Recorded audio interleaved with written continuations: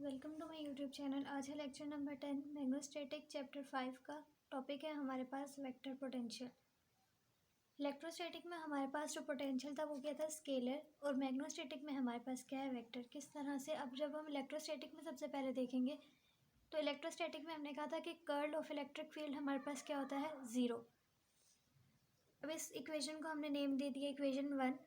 अब हमने वो थ्योरम यूज़ करना है जिसमें हमारे पास ज़ीरो आ रहा हो। तो हम हमारे पास एक थ्योरम है जिसमें हम कहते हैं कि हमारे पास curl of gradient of scalar function है इज़ ज़ीरो।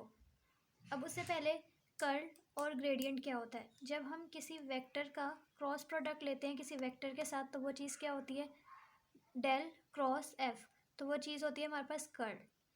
ठीक है, इसका मतलब है कि हमारे पास ये क्या है, एफ एक वेक्टर है। इसी तरह जब हम डेल का डॉट लेते हैं किसी फंक्शन के साथ, लेकिन वो फंक्शन क्या है, स्केलर होना चाहिए। जब हम डेल का डॉट प्रोडक्ट लेते हैं स्केलर के साथ तो वो ग्रेडियंट होता है।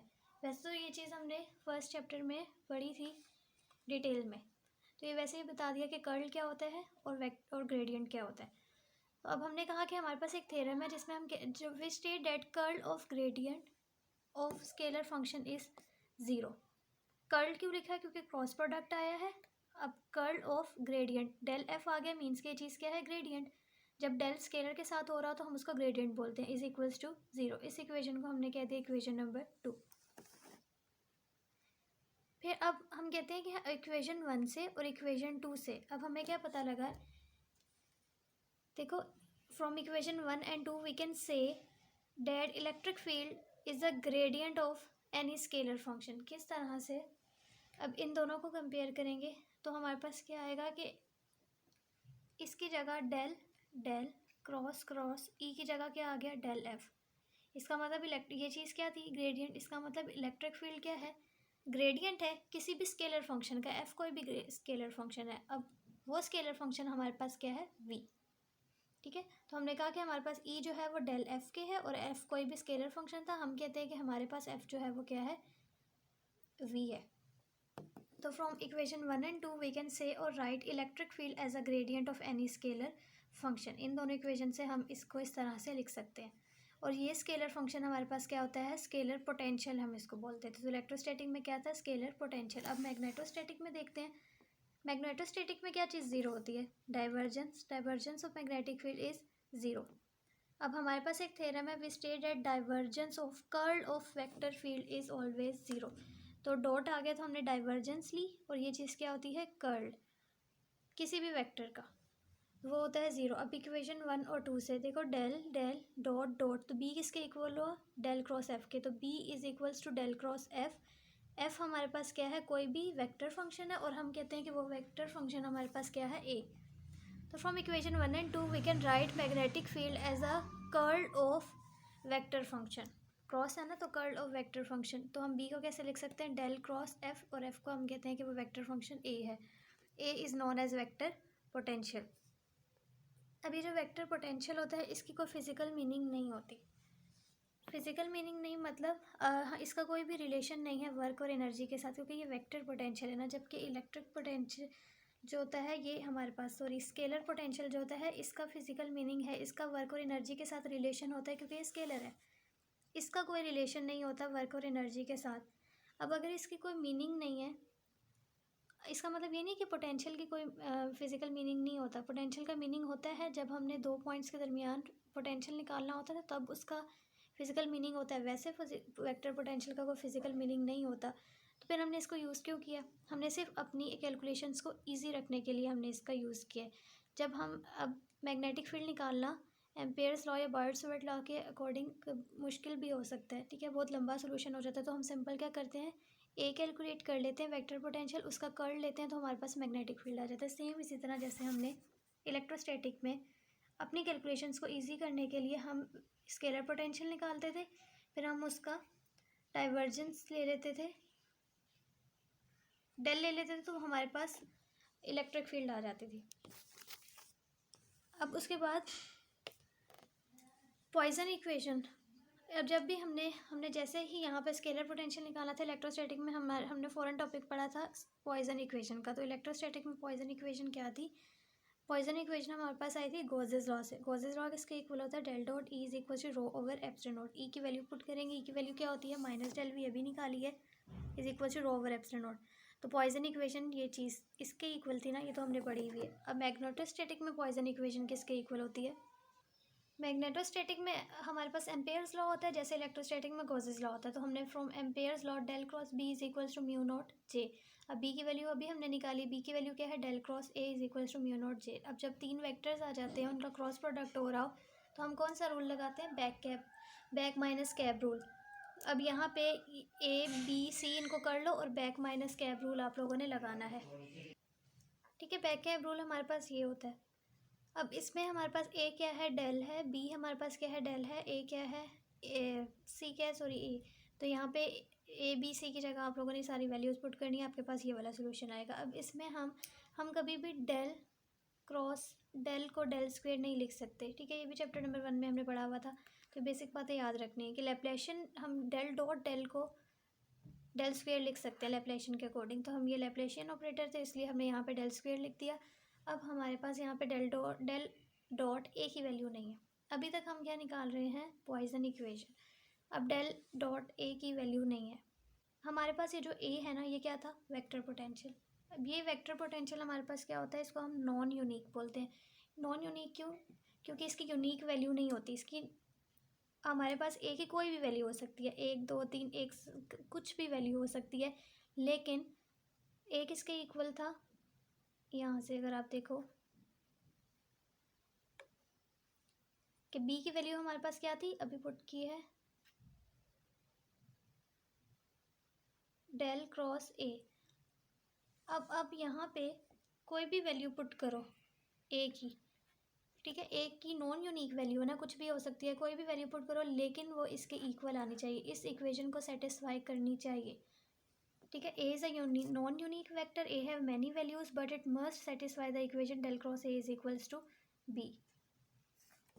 सही। तो नॉन यूनिक हो सकता है, उसकी बहुत सी वैल्यूज़ हो सकती हैं, लेकिन ये कंडीशन मस्ट फॉलो करनी चाहिए उसको कि वो इसके इक्वल आए, इसको सेटिस्फाई करना ज़रूरी है। जो भी आप ए की वैल्यू डालो वो इस बी के इक्वल आनी चाहिए। अब लेट करते हैं, हमारे पास बी जो है वो इन द डायरेक्शन ऑफ जी है और हमें ए क्रॉस बी निकालना है। अब ए क्रॉस बी हम कैसे निकालेंगे, एक्स वाई जी ये तो निकालना आता है ना, पार्शियल में पार्शियल एक्स, पार्शियल में पार्शियल जी, और A x A y A z, और B naught left hand side में हमारे पास क्या है, B naught z in the direction of z. अब इसको इस तरह से आप लोग सॉल्व कर लोगे, ये मैं नहीं करवा रही। अब यहाँ पे हमारे पास ये चीज़ क्या हो जाएगी, ज़ीरो, क्योंकि ये y की रिस्पेक्ट से डेरिवेटिव और यहाँ पे z है, तो ये ज़ीरो, ये वाली टर्म भी ज़ीरो। जबकि ये वाली टर्म देखें तो ये टर्म हमारे पास इसके इक्वल आती है। अब इसको ज़ीरो क्यों लिया है, इस टर्म को क्यों ज़ीरो लिया है, क्योंकि यहाँ पे इन द डायरेक्शन ऑफ z है। एक्स डायरेक्शन वाला क्या हो जाएगा, ज़ीरो, वाई डायरेक्शन वाला भी क्या हो जाएगा, ज़ीरो, सिर्फ जी डायरेक्शन वाला बचेगा। तो मेरे पास ये आ गया। अब मेरे पास इस इक्वेशन के क्या है, सोल्यूशंस हैं। सोल्यूशन क्या है कि अगर मेरे पास एक ए जो है वो इक्वल है, एक ए की कोई भी वैल्यू हो सकती है ना, फॉर एग्जांपल ए की ये वाली वैल्यू है। अब ये सोल्यूशन है, सोल्यूशन तब होता है ना जब वो इसको सेटिस्फाई करे। जैसे ये इक्वेशन थी, इसको सेटिस्फाई करे। अब देखो ये इसको सेटिस्फाई कर रही है, कैसे कर रही है, ये करना नहीं है, रफ वर्क में समझाने के लिए। पार्शियल पे पार्शियल एक्स, ए की जगह मैंने उसकी वैल्यू पुट कर दी x B naught y, x B naught y, sorry direction बता रहा है, एक्स बी नॉट मैंने पुट कर दी, ये चीज़ वैसे ही आ गई। अब देखो इसका जो है ये एक्स है, with respect to x derivative है, वन रह जाएगा, सिर्फ रह गया बी नॉट। ये वाई है, ये यहाँ पे एक्स की रिस्पेक्ट से है, तो ये ज़ीरो हो जाएगा, तो B naught is equal to mu naught. तो सेटिस्फाई कर गया ना, ठीक है, इस इक्वेशन को सेटिस्फाई कर गया, तो ये उसका सोल्यूशन है। तो ये मेरे पास सोल्यूशन है, लेकिन ए की क्या ऐसी वैल्यू पॉसिबल है, नहीं है। हम फिर भी एक और सोल्यूशन लेते हैं, minus y B naught x unit vector. ये भी सोल्यूशन होगा कैसे, अगर आप इसमें तो अगेन वैल्यू पुट करो। अब ये किसकी है, एक्स मैग्नीट्यूड है, तो ये ए एक्स की वैल्यू है, इसको ए एक्स की जगह पुट करेंगे, माइनस वाई बी नॉट, ये इसी तरह आ जाएगा।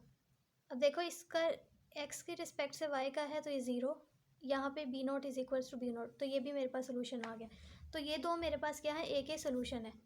इन्हीं दो सोल्यूशन को अगर मैं लीनियर कम्बिनेशन में लिखूँ, ठीक है, तो लीनियर कम्बिनेशन में लिखूँगी तो ये भी सोल्यूशन, वैसे दो हैं लेकिन लीनियर कम्बिनेशन में अगर आप लिखो तो ये भी एक सोल्यूशन बनता है। ठीक है, तो ए नॉन यूनिक था ना, उसकी कोई भी वैल्यू हो सकती है, तो मैंने ये बताया कि ये सोल्यूशंस हैं।